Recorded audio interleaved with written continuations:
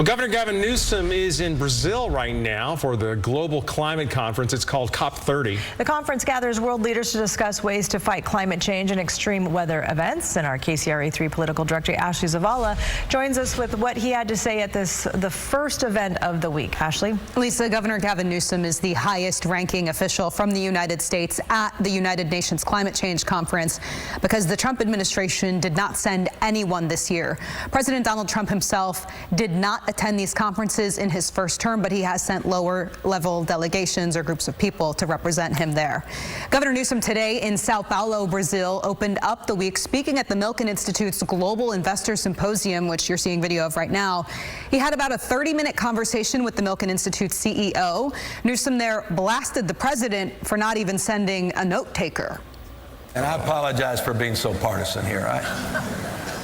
But look, I literally came out here. I'm stunned. I'm just stunned. I got 4 kids. What the hell's going on in my country? Not one person from the administration just to show any respect to any of you. Forget politics. Disrespect. We're in Brazil, one of our great trading partners, one of the world's great democracies. I mean, hell, home to all you need rare earth mineral. This is the country we should be engaging in. Instead, middle finger with 50% tariffs. That's shameful. Forgive me, that's an aside. Sorry.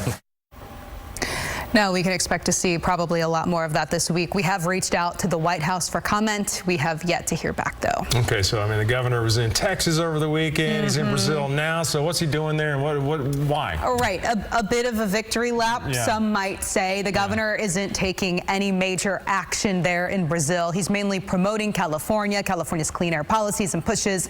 And again, some would likely point out he's promoting himself on this global stage. His office has said he will sign some clean energy efforts and agreements, goals with other parts of the world, other world leaders. He's expected to have several meetings and speaking engagements and more of those fireside chat-like conversations that we saw today. All right, Ashley, thank you.